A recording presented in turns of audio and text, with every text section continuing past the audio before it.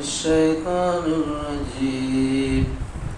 بسم الله الرحمن الرحيم. قالوا سواء علينا أوعظت أم لم تكن من الواعظين إن هذا إلا خلق الأولين وما نحن بمعذبين فكذبوه فأهلكناهم إن في ذلك لآية وما كان أكثرهم مؤمنين وإن ربك لهو العزيز الرحيم. صدق اللہ العظیم. شروع اللہ وحدہ لا شریک کے نام سے جو بڑا ہی مہربان اور نہایت ہی رحم فرمانے والا ہے. اللہ جل وعلا اپنے کلام معزز سورۃ الشعراء آیت نمبر 136 سے 140 تک ابھی آپ نے سماعت فرمایا. اللہ باری عز اسمہ اپنے کلام معزز سورۃ الشعراء کی سے پہلی آیات میں جیسے آپ نے اس قوم کے تعلق سے قوم عاد کے تعلق سے آپ نے سنا کہ اللہ نے ان کو ظاہری نعمتوں سے نوازا تھا، جانور، چوپائے، اولاد اور بے شمار باغات جس میں سے پانی کی چشمے چلتے تھے، یعنی خوب پانیوں سے سیراب باغیچے، جو ان نعمتوں سے یہ اللہ کی ان نعمتوں سے یہ خوب فائدہ اور نفع اٹھا رہے تھے. اللہ نے انہیں نوازا تھا. اللہ کے پیارے پیغمبر حضرت ہود نے ان سے کہا کہ مجھے اس دن کا ڈر ہے کہ کہیں وہ دن تم پر عذاب نہ آ جائے تمہاری نافرمانی کے سبب سے. نبی جو ہوتے ہیں وہ دیکھتے ہیں اللہ تبارک و تعالیٰ ان کو ان کی نافرمانی پر ہونے والے عذاب کا، کیونکہ ان کو کامل یقین ہے. فرما برداروں کے لیے جیسے جنت یقینی ہے، ایسے نافرمانوں کے لیے، حد سے تجاوز کرنے والوں کے لیے عذاب اور ہلاکت یقینی ہے. تو اس طرح یہی یقین جس کی وجہ سے حضرات انبیاء اکرام انہیں ڈراتے تھے اور وہ اللہ کے بھیجے ہوئے پیغمبر ہوتے تھے، تو ایسے ہی اپنی قوم کو اللہ کے پیارے پیغمبر حضرت ہود نے ڈرایا. تو اس قوم کا جواب تھا، انہوں نے جواب میں حضرت ہود کے جواب میں یوں کہا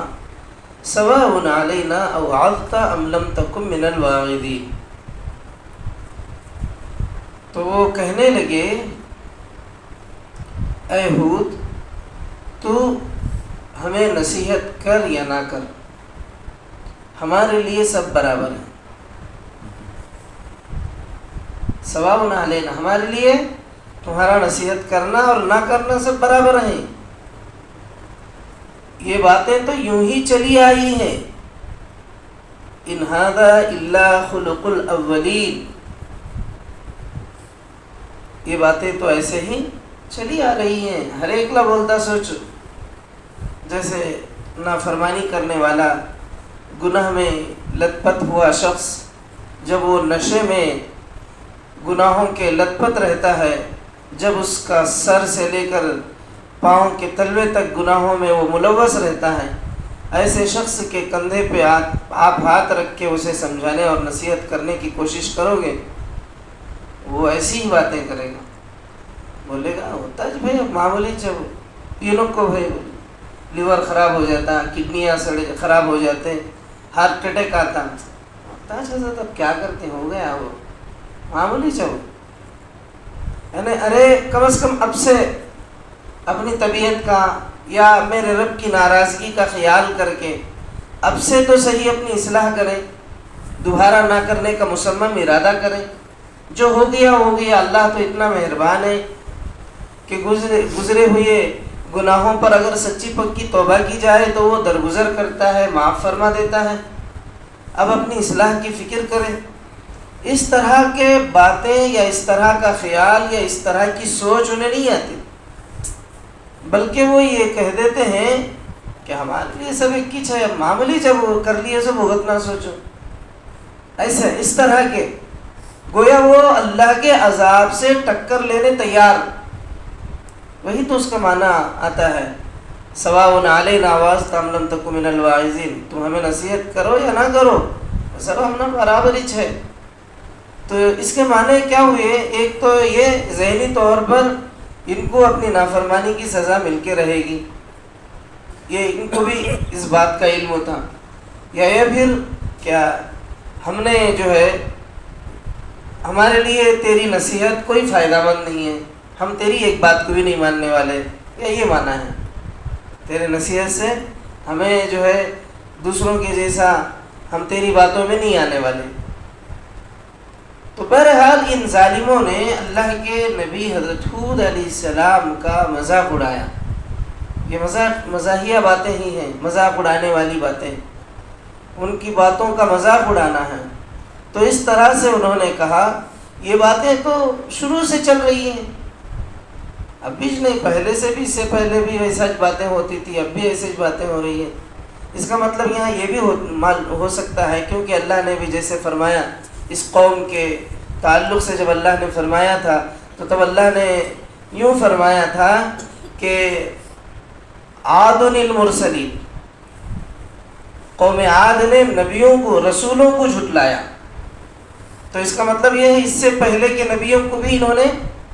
جھٹلایا ہے، اس سے پہلے کے نبیوں نے بھی ان کو نصیحت کی ہے، ان کی اصلاح کی فکر کی ہے، ان کو سمجھانے کی کوشش کی ہے. تو اس کا مطلب یہ ہوا کہ ہود علیہ السلام سے بھی پہلے نبی آئے تھے اور انہوں نے بھی اپنی قوم کو سدھارنے اور سنبھالنے اور ان کو راہ راست پہ لانے کی کوششیں ہوئی تھی. اور ان کی باتوں کی طرح جو پہلے والوں نے، پہلے نبیوں نے ان کے ساتھ، ان کی قوم کے ساتھ واعظ و نصیحت کا معاملہ کیا تھا، تو گویا انہوں نے ان کی بھی بات انکار کر دی، اب ان کی بھی بات انکار کر رہے ہیں. تو ان کے لیے جو ہے یہ ہم پہلے سے سن رہے ہیں، اب کیا نیا نہیں ہے، اب تمہیں کیا نئے سے کیا بول رہے نہیں، ہم نا پہلے سے سن رہے سوچے سو بھی. تو اس طرح سے ان نافرمانوں نے اللہ کے نبی کی باتوں کو ٹال دیا. وما نحن بمعذبین، اور آخر کار انہوں نے جھٹلا دیا، وہ جھٹلانے والوں میں سے ہو گئے. آخر کار وہ لوگ جو ہے اللہ کے پیغمبر حضرت ہود کو آخر انہوں نے جھٹلا ہی دیا. اب اللہ کا یہ اصول ہے، اللہ تبارک و تعالیٰ کا اصول ہے، شروع سے اللہ کا ایک اصول چل رہا ہے. شروع سے جب سے انسانیت کی تخلیق ہوئی ہے اس وقت سے آج تک اور قیامت کے آخری گھڑی تک اور قیامت کے بعد بھی جو یوم الجزا، یوم الدین، یوم الحساب، یوم القیامہ جس دن کو کہا جاتا ہے، اس دن کا بھی اللہ کا ایک ہی اصول ہے. وہ اصول یہی ہے، اللہ نے آج تک اپنے اس اصول کو نہیں بدلا. جو اس کی اطاعت اور فرما برداری کرے اس کے لیے بہترین بدلہ،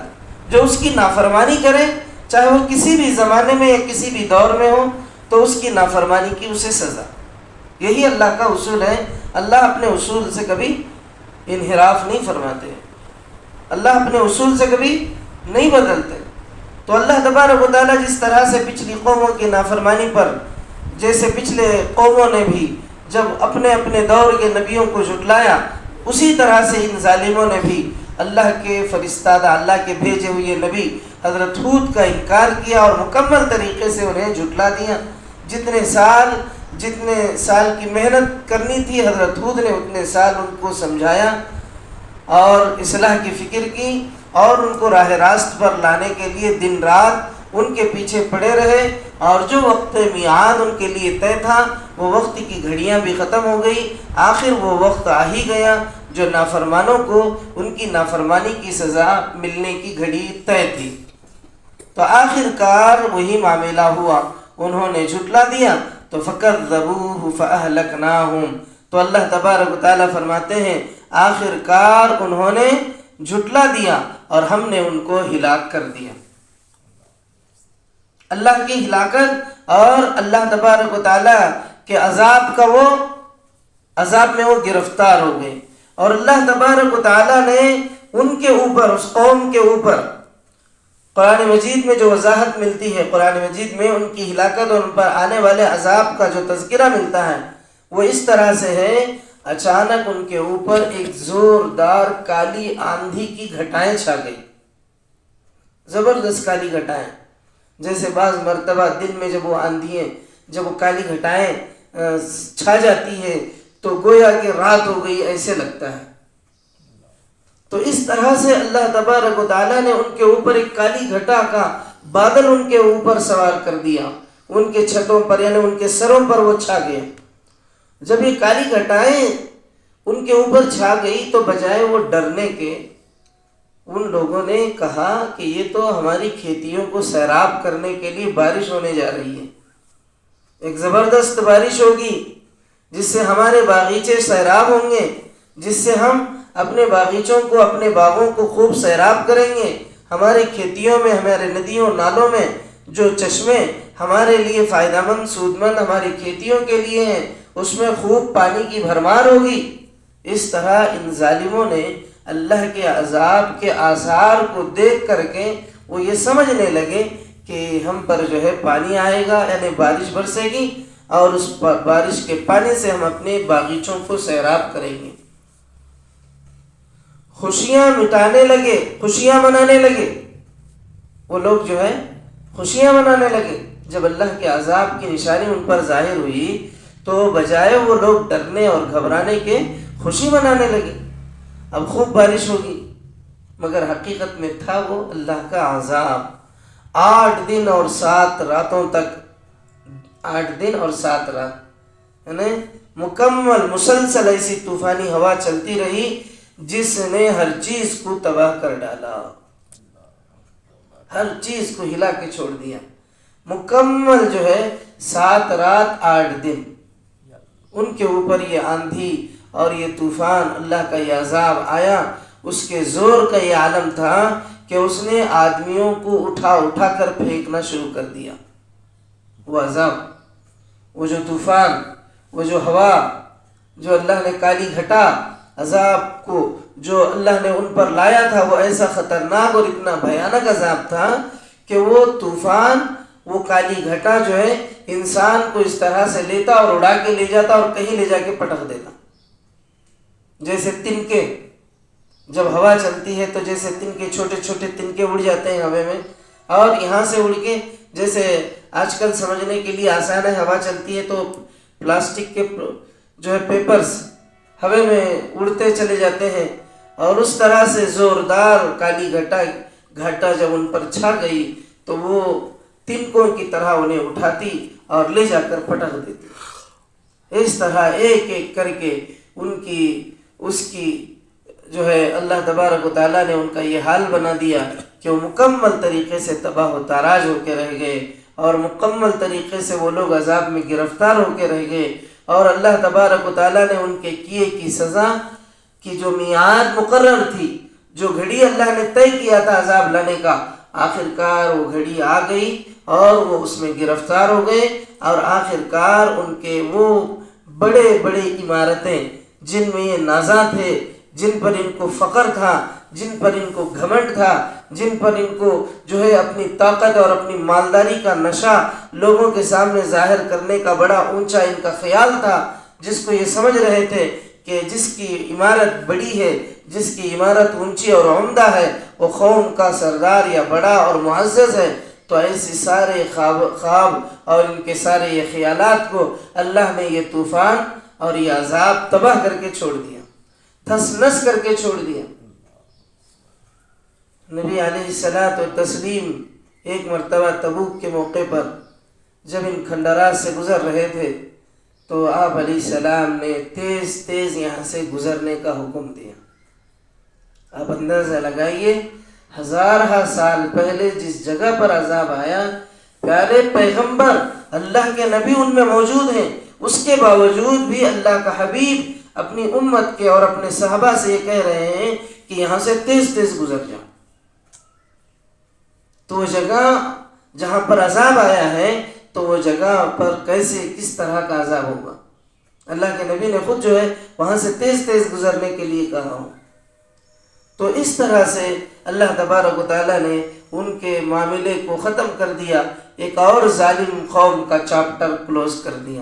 جو اپنی عمارتوں پر فخر کرتی تھی، جن کو اپنی طاقت پر ناز تھا، جن کی اپنی بلندی اور اپنی سرکشی کو یہ اپنے لیے جو ہے اپنا حق محسوس اور سمجھ رہے تھے۔ اللہ نے انہیں ایسے پکڑا کہ ان کی بڑی بڑی اونچی قد کے باوجود، وہ اونچے قد ہونے کے باوجود، وہ طاقتور ہونے کے باوجود، وہ ہزاروں من کے پتھر کو آپس میں کیچ کرنے کی طاقت رکھنے کے باوجود بھی اللہ تبارک و تعالیٰ نے ایک ایسی ہوا ان پر مسلط فرما دی، ایسی تیز اور تند ہوا ان پر آ گئی عذاب کی شکل لے کر، جو ان کو تنکوں کی طرح اڑا دی۔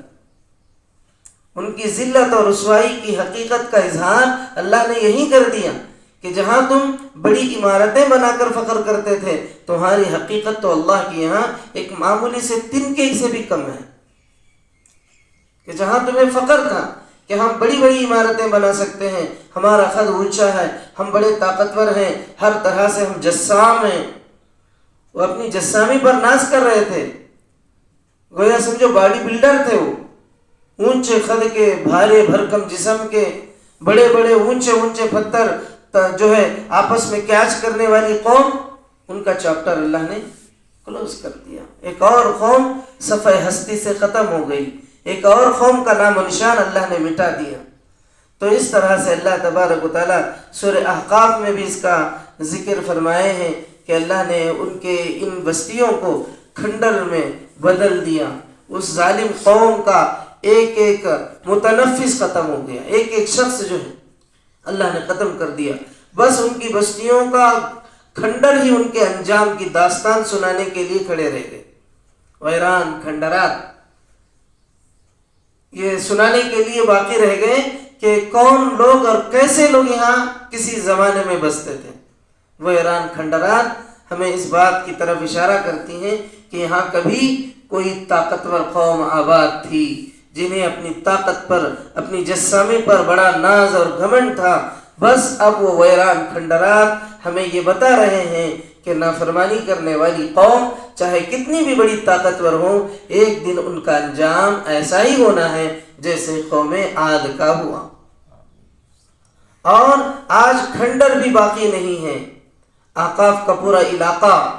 ایک خوفناک ریگستان بن چکا ہے۔ تفصیل کے لیے آپ دیکھ سکتے ہیں تفہیم القرآن جلد 4 سورہ احقاف حاشیہ نمبر 25 میں، جس میں مفسر حضرت ابو الاعلیٰ مودودی نے تفصیل کے ساتھ جو ہے وہاں پر اس قوم کی تباہی اور ان کے ویران کھنڈرات کا ذکر کیا ہے۔ تو اس طرح سے اللہ تبارک و تعالیٰ فرماتے ہیں کہ آخر کار اللہ نے ان فی ذالک لآیہ، ان کو بھی ایک نشانی بنا دیا۔ یہ بھی پچھلی قوموں کی طرح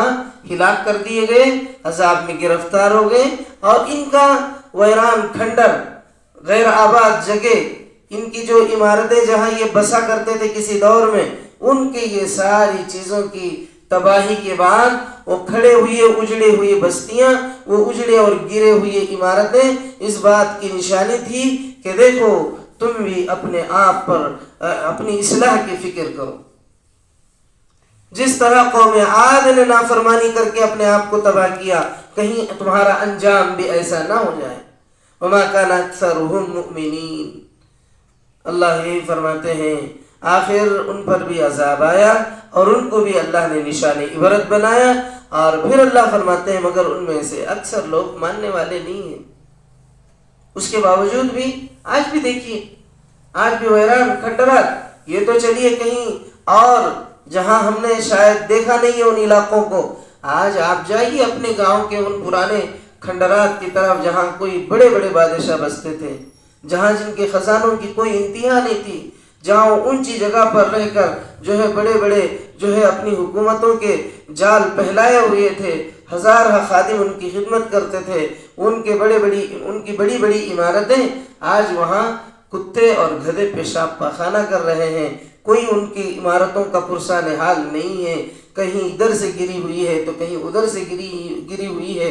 آپ جا کے دیکھ سکتے ہیں گتی کے اس قلعے کو جہاں پر کہیں کسی زمانے میں بادشاہ کے بعد دیگر یہاں بستے تھے، یہاں آ کر حکومتیں کرتے تھے، جہاں پر جو ہے ہزاروں غلاموں کو اپنی خدمت کے لیے انہوں نے منتخب کر لیا تھا، جہاں شان اور عظمت ناز و نام کے ساتھ ان عمارتوں میں، ان بلڈنگوں میں یہ لوگ رہا کرتے تھے،